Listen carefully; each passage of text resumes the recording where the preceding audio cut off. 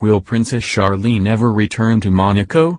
Wife of Prince Albert's excuses about her health are wearing thin and she has no intention of ending her 6-month exile in South Africa soon, sources claim.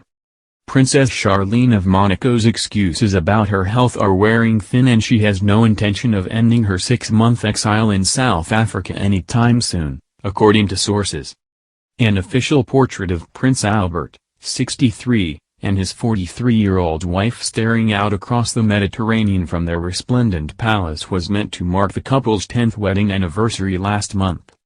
Monégasques living in the tiny but fabulously wealthy city-state and tax haven on France's southern coast are hugely loyal to their royals, and expect a traditional family photograph whenever there is a historic date to celebrate.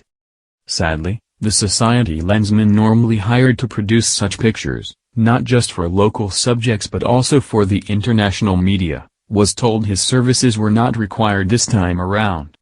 Instead, even normally reverential outlets such as the highly respected Madame Figaro in Paris used long-dated images of the couple, asking, "Are Charlene and Albert II of Monaco on the verge of divorce?" Those responsible for such devastating headlines note that the couple are geographically some 8,500 miles apart. Charlene is in her native South Africa, and the emotional gap from her husband, who is currently supporting the Monaco team at the Olympics in Japan, appears even wider.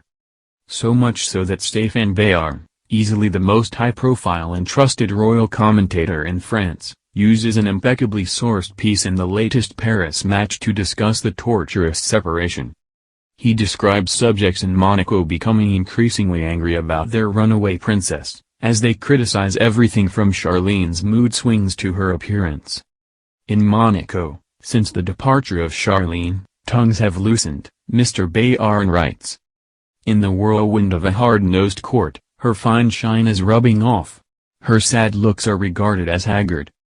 Disappointed Monégasques talk about her anger, her whimsical moods, which are as changeable as her hair. Charlene infamously shaved her head in the style of a punk rocker last December, an act which many saw as the first public sign of a worsening crisis that could end in a multi-million-pound divorce. Referring to the couple's 6-year-old twins, who remain in Monaco with their nannies, Mr. Bayard writes, "The palace had to invoke a suffering princess so often that the Monégasques today find it hard to believe. By crying wolf, the mother of Jacques and Gabriella would have discredited and isolated herself." Even now, the official reason given for Charlene's interminable stay in South Africa is a personal medical condition. The former Olympic swimmer is suffering with chronic ear problems, a complaint that is common among former elite athletes who spent long periods dunking their heads underwater. Discussing minor surgery that has apparently prevented her taking a private jet back to France from Johannesburg, Charlene said earlier this month, "I was instructed by the doctors that I can't fly yet because I'm unable to equalize my ears and therefore cannot fly about 20,000 feet." She added, "I miss my husband, my babies, Jackie and Bella, and my doggies terribly, but I can't force a recovery of bone and membrane, it takes time." A Monaco source who knows the couple well meanwhile suggested the excuse was sounding very thin, especially considering how many times it has been reeled out. She added, "Patients with very serious problems are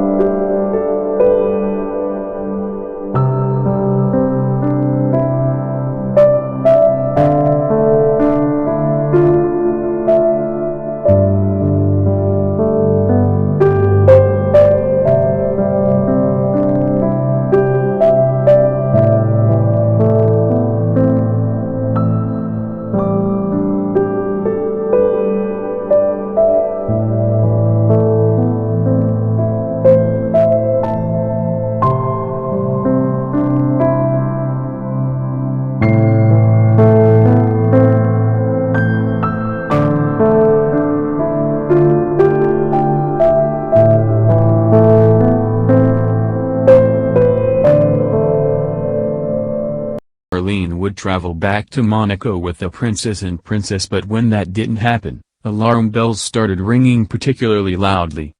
Yes, Charlene is saying all the right things about Albert on social media, but it all sounds a bit hollow and distant, almost like she does not want to be depicted as the bad guy in all this. Royal commentator Stéphane Bayard concurs, writing in reference to Prince Jacques and Princess Gabriella, by causing the breakup, Charlene would lose what she always said was most dear to her.